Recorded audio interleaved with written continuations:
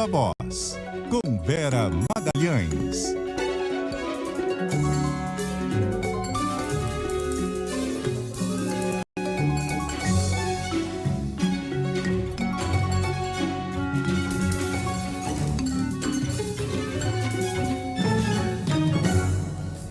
E aí, Vera?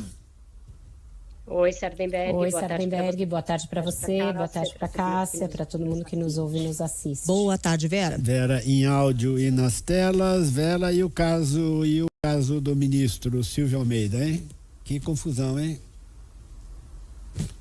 Pois é, uma confusão bastante inesperada, Sardenberg, porque reúne muitos elementos bastante sensíveis, delicados esse caso. Porque o ministro Silvio Almeida, dos Direitos Humanos, um jurista reputado, conhecido, acadêmico, autor de vários livros, foi acusado em reportagens que começaram a ser publicadas ontem e houve uma série delas desde então. Primeiro, de vários casos de assédio moral, com uma reportagem do UOL que mostrou demissões em massa no ministério, acusações de maus tratos, de perseguições por parte do ministro. E depois de assédio sexual, com a informação de que várias colaboradoras, várias assessoras teriam feito denúncias à ONG Me Too Brasil, e que entre as pessoas vítimas de assédio sexual por parte dele estaria uma colega do Ministério, a ministra da Igualdade Racial, Aniele Franco, também ela uma mulher negra. Então, tem muitas camadas e muitos elementos aí que fazem desse um caso muito delicado para o governo, para o movimento negro, para o movimento feminista, e que tornaram essas várias camadas a permanência do ministro praticamente impossível no cargo, porque ele, no primeiro momento, se defendeu em um vídeo em que ele demonstra estar muito nervoso, um pouco chocado, bastante abalado pelas denúncias, mas devolve as acusações para as vítimas e para a ONG que fez a denúncia, que acolheu as vítimas e que tornou público o fato de que essas denúncias haviam sido feitas, transferindo acusações, dizendo que ele estava sendo atacado pelo fato de ser um homem negro e que era o movimento negro que estava sendo acusado, como se a ministra Aniele também não fosse negra, então a resposta dele foi muito ruim. Some-se a isso o fato de que a primeira-dama, Rosângela da Silva, Janja, saiu em defesa da ministra num post em que ela não diz nada, mas diz tudo, porque ela publicou uma foto nos stories dela no Instagram, beijando a testa da Aniele Franco.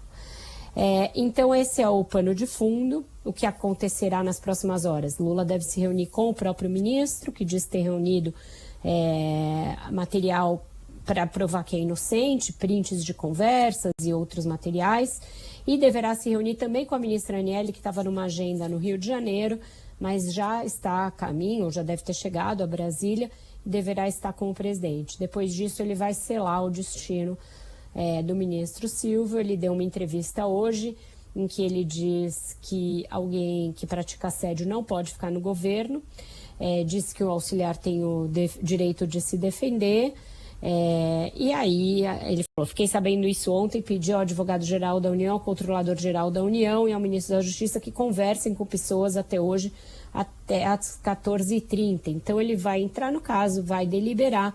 O que o governo gostaria é que o ministro tomasse a iniciativa de se antecipar e pedir demissão, dizendo que vai se defender e que vai fazer isso fora do cargo, mas não parece ser esse o caminho. Parece ser que vai caminhar para que o presidente peça o cargo para ele nessa conversa. Realmente um caso muito complexo. Os dois, Aniele e Silvio, representam braços diversos do movimento negro. A gente tem aí a tendência a achar que o movimento negro é uma coisa monolítica e única, e não é. Ele é multifacetado, tem movimento negro feminista, tem movimento negro de várias configurações. Ela é mais ligada à Coalizão Negra por Direitos, que é um dos braços do movimento negro, e ele, Silvio Almeida, tem uma proximidade muito grande com a CUFA e outras ramificações do movimento negro. E eles já vinham por uma disputa por espaço dentro do governo, espaço dentro do movimento negro e depois espaço dentro do governo, disputa inclusive pela agenda de direitos humanos, porque ela é correlata ali nas duas pastas. Então isso é o que eu já sabia de histórico dessa situação. Daí escalar para uma acusação de assédio sexual é algo de outra natureza, uma gravidade enorme, tem que ser tudo apurado, mas leva, sim, carreia um prejuízo muito grande para os dois movimentos, para as duas causas, porque está cheio de gente esfregando o dedo, a mão, para, olha só, era o falso moralista, olha só, era um falso defensor dos direitos humanos, quando a biografia do ministro mais do que autoriza a sua nomeação para o cargo que ele está. Ele é um acadêmico respeitado, com uma carreira internacional sólida, com livros que ajudaram a explicar o que é racismo estrutural, por exemplo. Então, muito aproveitador nesse caso também. É verdade, Vera, muitas camadas, como você citou, e muitas perguntas que ainda não foram respondidas. Por enquanto nós estamos falando de denúncias, né? E uma das perguntas, né, a serem respondidas é quem já sabia disso no governo, porque o que se começou a dizer desde ontem isso daí, essas denúncias estavam circulando, não é de hoje. Então, ontem isso explodiu, mas isso já teria sido, de alguma maneira, comunicado formalmente ou não a algumas esferas. Isso é a parte que eu acho que é pior para o governo, Cássia, você faz muito bem de trazê-la à baila, porque se essas denúncias são antigas e a gente tem que saber de quantos meses a gente está falando, a gente tem que saber se elas estavam sendo investigadas devidamente, com a importância que isso merece, ou se elas tinham sido só colocadas em alguma gaveta, em algum escaninho, na esperança de que, olha, como é tudo aliado, como é todo mundo do governo, não vai vazar, e a gente dá uma escamoteada aqui no caso. Isso é o que não pode acontecer.